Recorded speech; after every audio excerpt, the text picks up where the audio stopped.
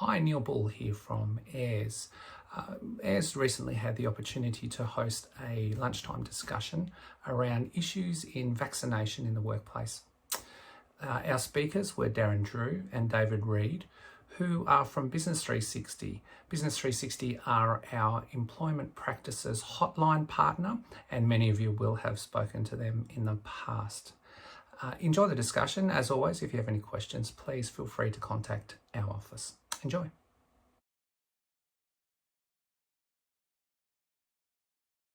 There we are. Just a quick update where we are now nationally. You'll see that we've got a national total of 63 for double dose and 82.8 for single dose, and some states are a lot more ahead than others. But wherever you're coming in from today, that's probably a good indication of sort of maybe it's a snapshot of your workforce as well, the amount of people that are actually vaccinated in your workplace. So obviously Queensland, Northern Territory, WA, got a little bit way to go, but obviously recent times, New South Wales, ACT and Victoria are really going very hard to get those vaccination levels up. So can an employer mandate the COVID-19 vaccine? That is the $64,000 question. So obviously as COVID continues to affect Australia, this is what the question that employers are asking themselves. Now, some workers are now required by law, usually state-based public health orders, to be vaccinated, but not all. So these workers are obviously in aged care, quarantine, construction, and obviously in Victoria, the list keeps getting longer and longer. But the short answer is yes, the employers can direct their employees to be vaccinated as long as the direction is lawful and reasonable.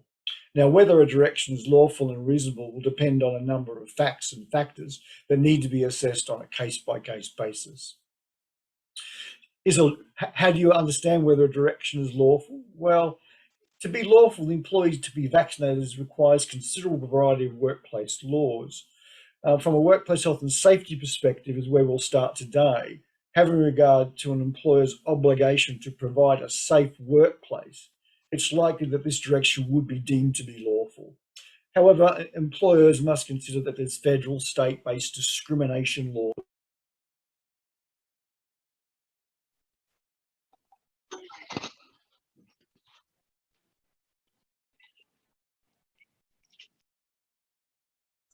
Hang on a second. I think we've got you muted, Darrin. Can you hear me now? Yep, apologies. Okay, back. I don't know what happened then. It just kicked off. So I'll just start this slide again for you. Is a direction lawful? So whether a decision for employees to be vaccinated is lawful does require consideration across a number of workplace laws. We're going to take the workplace health and safety perspective first, because obviously employers have a legal obligation to provide a safe workplace. It's likely that a direction would then be lawful if we take this view. There are federal and state discrimination laws that we need to be across. And for example, under discrimination laws, a person with a medical condition preventing compliance with the direction may argue that they've been indirectly discriminated against. And that's the legal framework. I've been indirectly discriminated and claims can flow. But as a result, if a workplace were to mandate vaccinations, we'd need to accommodate for genuine medical exemptions. You just got to appreciate that there's a process we must flow through here. It's just not creating a policy and putting it in place. And I'll expand on that as we go. To be reasonable direction, it needs to consider these number of 5 areas. Is there a public health order or announcement that recommends workers in the industry be vaccinated? Then it's reasonable. Are your staff exposed to a risk of infection just by attending work and performing their usual duties? We tick the box again. Do your staff currently work with people who are especially vulnerable? And some of your cohort certainly would. Tick. What's the likelihood of the virus spreading in your workplace? Do your staff interact with large numbers of people? What current control measures do you have in place? So again, we start to need to do an assessment, not only against will I or won't I, would I like to or not, but is the direction lawful? Is the direction reasonable? Now, when we start looking at the best practice steps to a vaccine policy, we've got to appreciate that we need to scope this policy out. We need to conduct a range of risk assessments.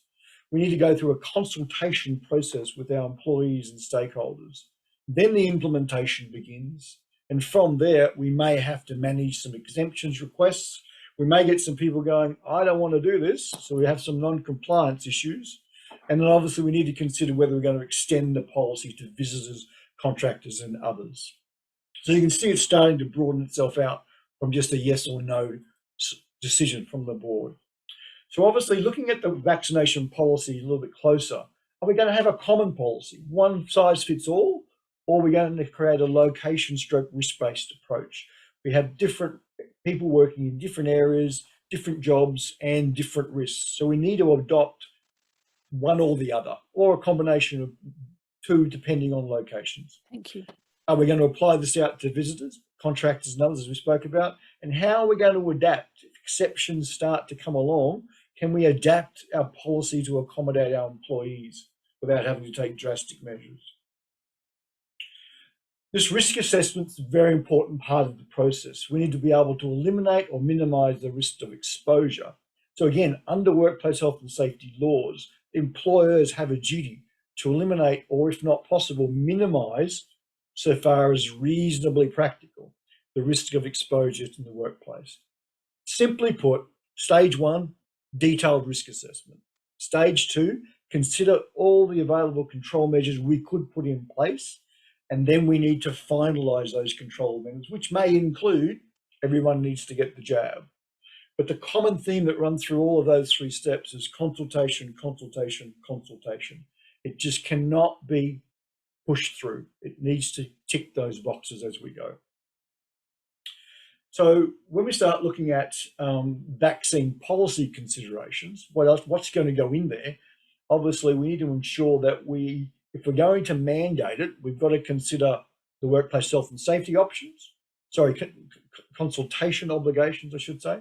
We've got workplace modern awards, enterprise agreement. Some employment contracts may already have a clause in place. We need to determine a process for managing refusals. Someone that says, no, I'm not going to have that done. And I'm an employee and I have rights. And obviously we need to determine how we're going to manage the record keeping in privacy, and obviously providing information regarding vaccinations in your policy. So there's a broad suite of things that we need to consider, and then have a policy position, and then communicate in such a way that everyone can read it and understand it. Now, obviously, you may see a lot of things in the press over the last 6 months or so. There are some people that have, some organisations that have really got on the front foot. News Corp, SPC, I suppose SPC was probably one of the first ones that came out, Qantas. They made company statements to the press, they made company statements to their employees, but they have engaged all the way through. So that consultation process, one, needs to be done, understanding who your team is, how large they are, and how you wish to go about the interaction with your staff. But you can read some of those comments, and I suppose the SBC chairman one is the important one. Happy to consult on how we implement the policy to ensure workers are looked after. Yes, but the unions don't make decisions. We're happy to consult with them, but they don't make our business decisions. We're the ones responsible, we're the ones liable. In any case, he believes the vast majority of the workforce are very supportive. And something similar was said with News Corp and Qantas. The point I'm trying to make is that we can't wait for legislation to kick in 100%. So some dialogue must need to take place with your staff, so you can be in best place to have your policy settings when you're ready. Just a snapshot of what a communication consultation process might look like. An initial email will probably come out from the board or senior management. We need to conduct a range of team meetings. We do need to provide awareness and education. Let's get the facts in place rather than all the rumor mill that's out there that swirls around social media and the press. The board needs to be kept up to date through this process. We then need to sign off on the policy and communicate that out to the team. And then we need to put the vaccination policy in place to the employees and preferably signed off on. Again, you appreciate that is not a 5-minute job. That takes some time. And obviously, even from a vaccination point of view, someone getting their first vaccination to their second one, depending on which vaccination they take, have differing times between 1 and 2. How we going for time, Neil? Okay, we're through. Now, Some of you that are attending this meeting today are operating at a due diligence level. You're at an executive or board level or directly report to them. So it's very important that the board are kept across any exception requests, areas of non-compliance, that the need to update risk assessments, complaints about the policy, and whatever amendments. Because if any one of these is happening to you, you will need to seek some form of advice or legal direction on how to deal with that underneath your policy settings. So managing exceptions. Yes, an employee can come to you and say, I don't want the jab because of medical. They need to go and get proper evidence to supply that back to you. A doctor's letter stating that they don't need to have the jab is not good enough. There needs to be a clear certificate detailing that the doctor will put their name, that they will have an adverse action to this reaction, I should say, to this jab. Obviously, again, in the press, some people will obviously say, no, we don't want to do it. But you can clearly see that senior management boards are saying, we're not going to let that stop us. We appreciate that there is maybe some real concern. If they're medical issues, we'll deal with them. And as you can see there from the Telstra one, if another role could not be found, the worker may have to leave. So you can see quite clearly there that business is really saying, we need to get control over this. Some people may view that as very harsh, but at the end of the day, there is a business reality there. If we can accommodate everybody, wonderfully. If we can't, though, obviously we need to appreciate that there's ramifications for that. So understanding the risks when we start to put a vaccination policy in, a vaccination is an invasive procedure. Employers to mandate to have something jabbed in their arm must be justifiable and must fit those conditions around workplace health and safety, so on. But all employers should be aware that there are a course of legal risks associated with giving a direction. And obviously it's around the breach of contract, general protections, unlawful discrimination claims by those who refuse vaccinations. If they're excluded from the workplace, they feel that they've been treated unfavorably, or they otherwise are able to assert a link between the refusal and the protected attribute, being the medical condition, employers will be mindful that a claim may come from it or a dispute arise based on that. So during the consultation implementation phase of your policy settings, we need to understand that the below issues will need to be taken into consideration. Managing employees who refuse to be vaccinated. Are we going to take disciplinary action in case of an employee refusing? Now, if employees who refuse to work with unvaccinated co-workers could arise, and obviously, are we going to make it a job requirement that all new employees hired will be vaccinated? So it starts to broaden itself out. What happens once we put the policy in place when people don't want to agree to the policy, and how we move forward with that policy in place? So if an employee refuses to be vaccinated, again, no job, no jab. It talks straight to it. If you have made a lawful and reasonable direction requiring that worker to be vaccinated and the employee refuses, yes, the employer may be able to take disciplinary action, including termination of employment.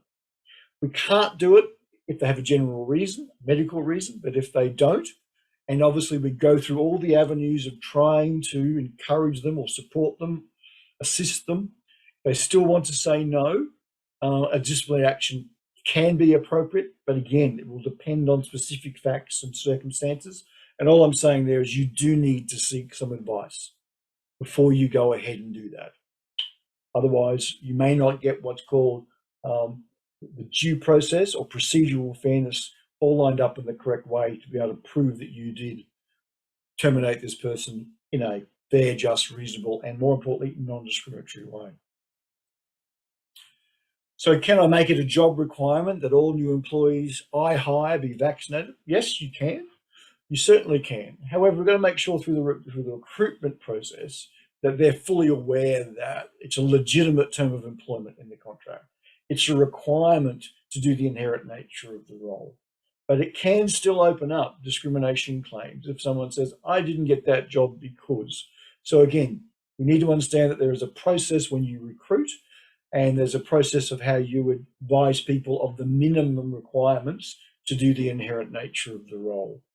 But generally speaking, you are in a good position if you feel that you have a lawful and reasonable direction in relation to the policy.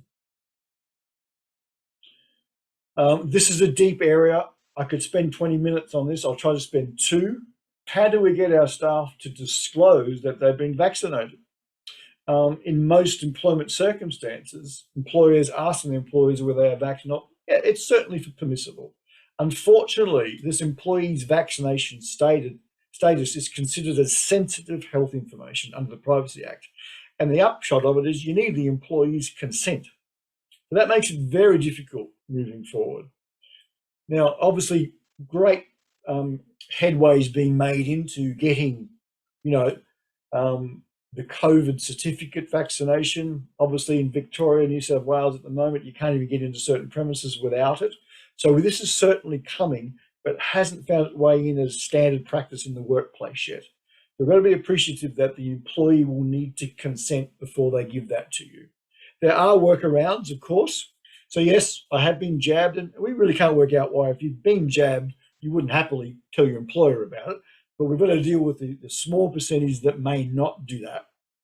There are 4 acceptable recording options underneath the Privacy Act. I know we're recording this, so it will go out to everybody and you'll get a chance to read through those. But in essence, I had a quick look. I can confirm that they showed me the certificate. That's the declaration of checks. I just trust my employee to tell me the truth. I'm not quite sure how strong that one would be. I'm going to record the vaccination status with the employee's consent, or we may use the app every day when they walk into the office. They've got to scan their app, and that's it.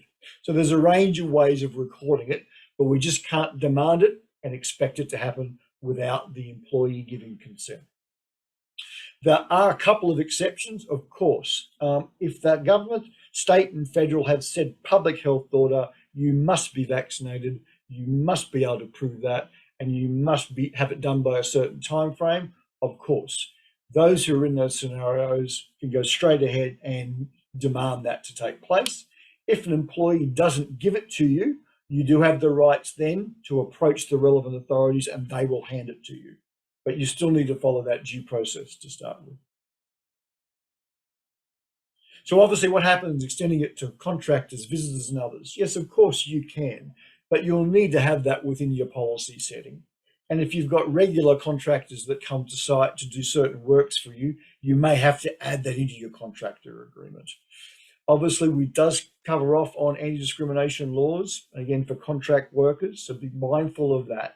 But again, it's about consultation, getting a working framework, and if someone doesn't comply, you are within your right to say, no, you cannot come on this site or this location because you may bring a risk to my employees, students, broader cohort, whoever we have under our responsibility.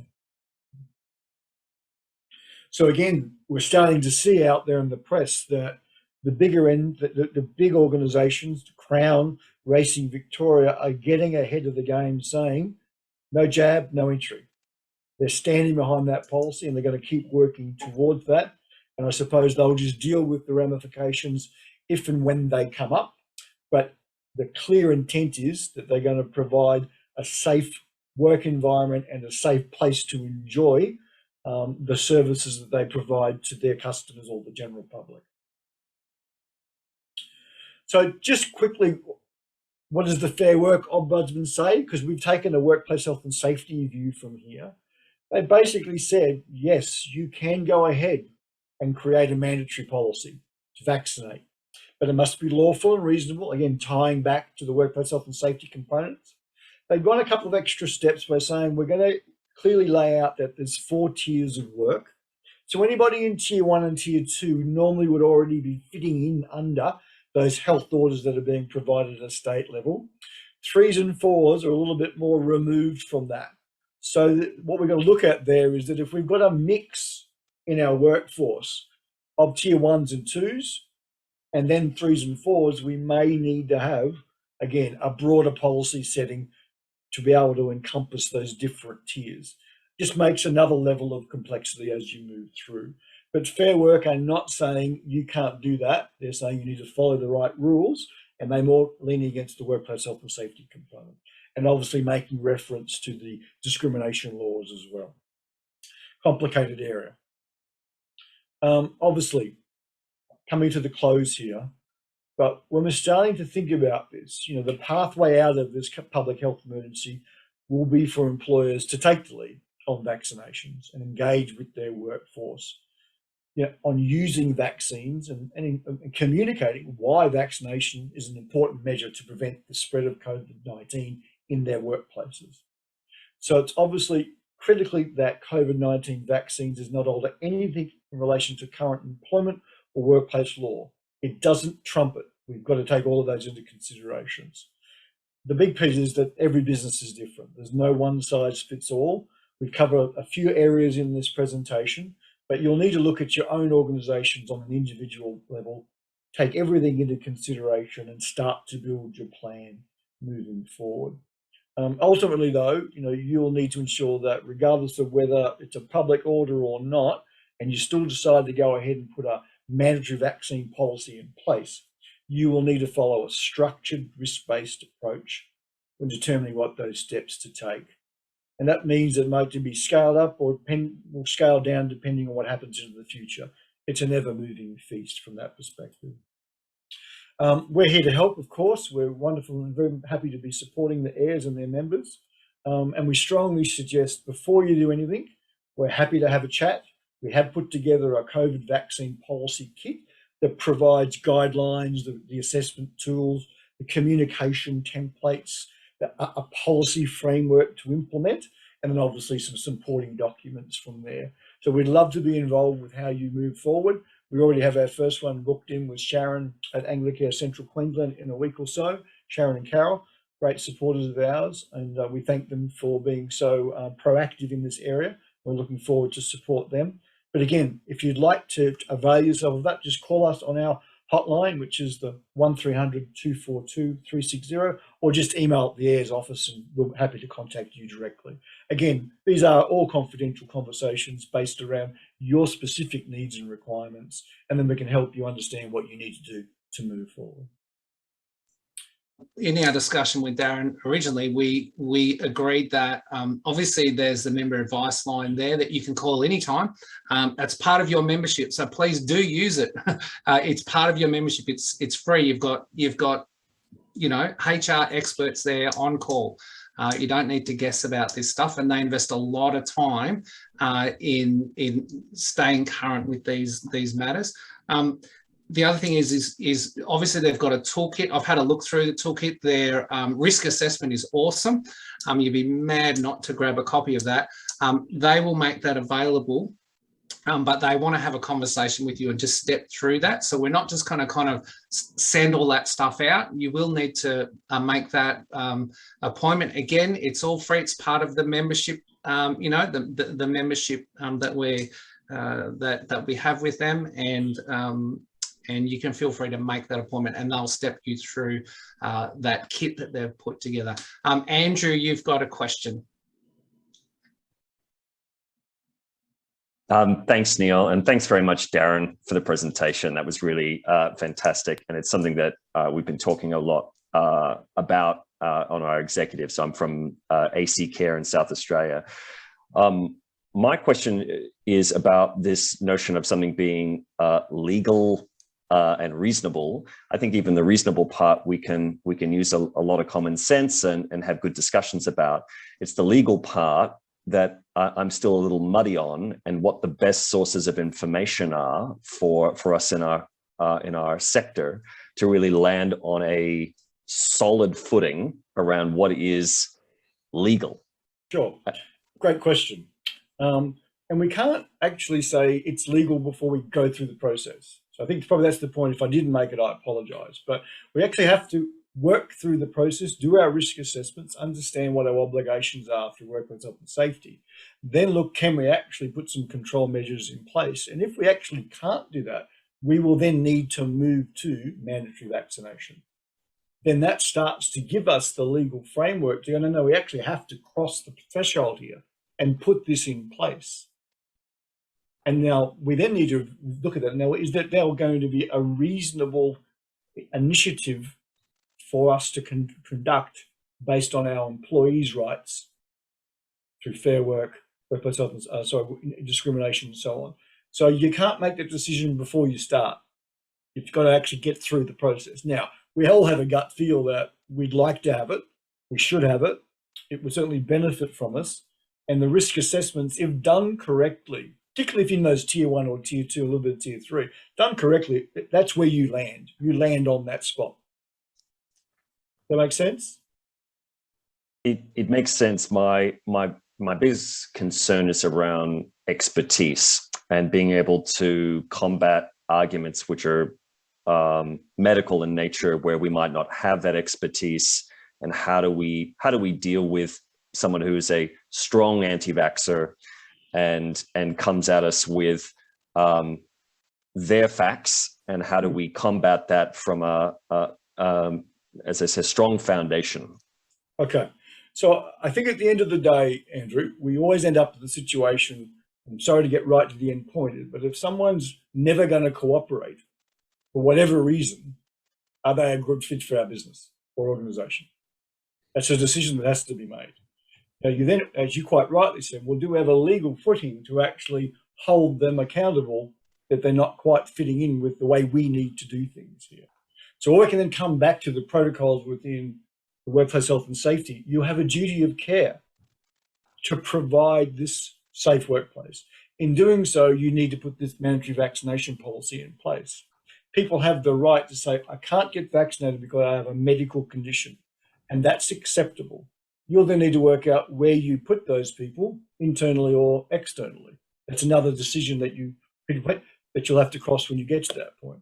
If someone says, I'm physically able to get a vaccination, but I don't want one, you go, well, hang on a sec, I need you to have one because it's mandatory requirement to do the inherent nature of the role. I'm still not getting one. Well, we have a problem. We'll try to find other work for you, but it may be that we can no longer employ you. Now, that's the question that everyone's going to face, Andrew. And the frameworks are there now through the fair work process, procedural fairness, for you to walk down that path. Just appreciating the Australian law framework that we have, any employee has the right to go, I'm going to make a claim. In your defence, what you need to show is the documentation of how you've met your obligations, right back at risk assessment all the way through to come up with that mandatory policy, and then how you then showed whether it be a condition of employment or your disciplinary procedures inside your employee handbook, that you've done the right HR processes to move that person out of the business.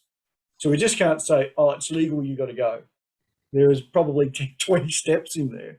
So all of your supporting documentation, because your policy is only one policy within your broader employee handbook, if you like. So again, every policy that should be in your comprehensive employment handbook points to two things: performance or behaviour. If you go below a certain level of performance, you have the right to say, I need to address this. If someone's conduct's below a certain level, you have the right to address it. How you do that follows processes and protocols, but you don't have to put up with that. And the law appreciates that as long as you follow the right processes. So again, through our consultations, we might identify other areas like your policy settings that may need a little bit of improvement to support what you want to do in relation to where people want to either say, no, I refuse, or worse, they become anti-vaxxers and cause a lot more trouble inside the workplace. Does that make sense? I know it's a short answer to a big problem, but there's no quick fix to that. So thanks, Darrin. That's helpful. Okay. Thank you.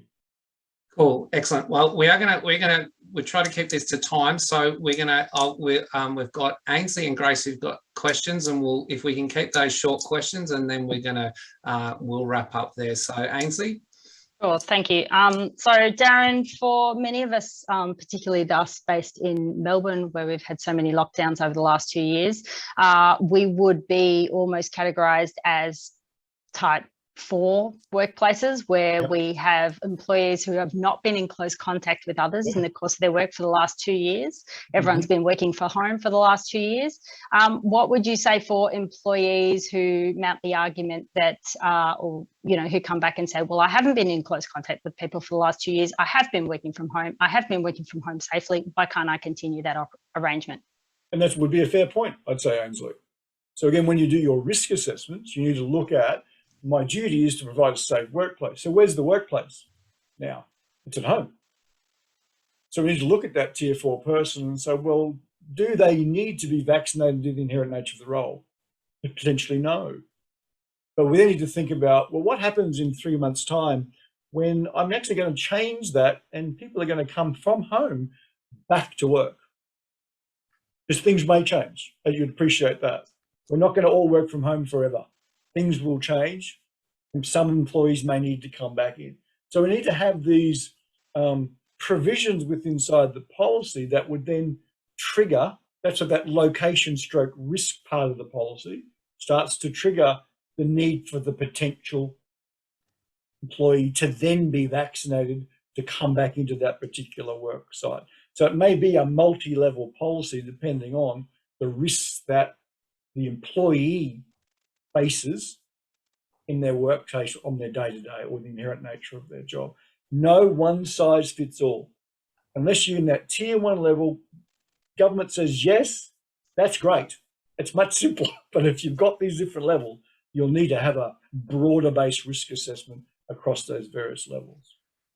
Darrin, I think too, it's clear the southern states, they want to have freedom days. They want to get people back into society, spending money, back to work. So this hibernation of work from home is very limited time period. And I think you'll find that in the next 2 months, a lot of those walls will diminish and businesses will really need to have their stance in place before then. And that's a good point. And I think that's the thing. If you're just an average person, you will need to show your vaccination generally to live your life now. To go out to shops, to go to restaurants, whatever it might be, you're going to have to prove it. So I think a lot of people will already need to have the vaccination anyway just to live a normal life. But what we have to consider is what's happening in the workplace and how many of those, for whatever reason, say, look, I refuse to be vaccinated and deal with the reasons attached to that. They'd form an exemption, wouldn't they, Darrin? So they'd I think so. Yeah. But our policy, so there's 2 clear things here. As a business, we have a duty of care. So we do need to comply, like Andrew asked about lawful directions and things. So there is regulators like Fair Work and Work Health and Safety, and under those banners, we actually do need to have a stance as a business. There's the next tier is the individual worker, but as Darrin said, when they leave their home. But the thing is, when they work with others, so actually providing a safe and fair workplace isn't just for the person who has an objection, whether it's legitimate or otherwise. When I go back in the workplace, I've got to guarantee the safety of everyone else. So it's a bit like the airlines. You can not have a vaccination it's fine, but you just can't get in the plane. So that at that point, we actually have to make a policy stance for the well-being of everybody, not just you. That's my point. It's an interesting dilemma, isn't it? Knowing that, just looking through the list of people that have attended here currently, as well as will probably watch the video. I think there's someone from every state in Australia currently here, and everybody's at different stages of the process. You mentioned you're going to be speaking to the guys up in central Queensland next week. They probably have no cases, but we have to all prepare for the inevitability that COVID will be throughout Australia in some form. And the question is how our workplaces are going to respond based on our specific state laws and our specific set of circumstances. We're going to let Grace ask her final question, and then we're going to wrap up for the day. Thank you. So one of the situations that we're starting to face into is we're in a position where we don't have to mandate vaccinations because we're in an office-based environment, but we're starting to get questions around people saying, I don't want to come back to the office if other people aren't vaccinated. And without us having a register and a requirement for people to be mandated, what advice would you give around that? Because I think we're going to be facing into that situation in the new year. Great question, Grace. I suppose it comes back to, have you done a risk assessment for the workplace? It says it's safe or unsafe for them to come back. Yeah, okay. Because the organisation needs to meet its obligations there and take a step forward and go, no, we've actually done the work and we deem it to be safe. Okay. And then they're operating outside, as long as you've done it correctly, of course, but if it's deemed to be safe, now they're starting to operate outside the business practices of the organisation. And again, coming back to your disciplinary policies, your codes of conduct, how your employment contracts have been written to hold people accountable. If someone wants to operate outside the square, there are ways of engaging with them through a process of consultation, maybe education awareness, and then it may be discipline, depending on how recalcitrant any person wants to be.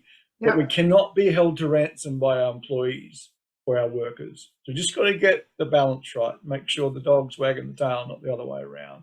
Yeah. And we appreciate that it's obviously emotional, but we just do need to get the framework correct in the first place. Then you've got that solid foundation to be able to clearly educate employees how you run your organisation to cater for their rights and entitlements.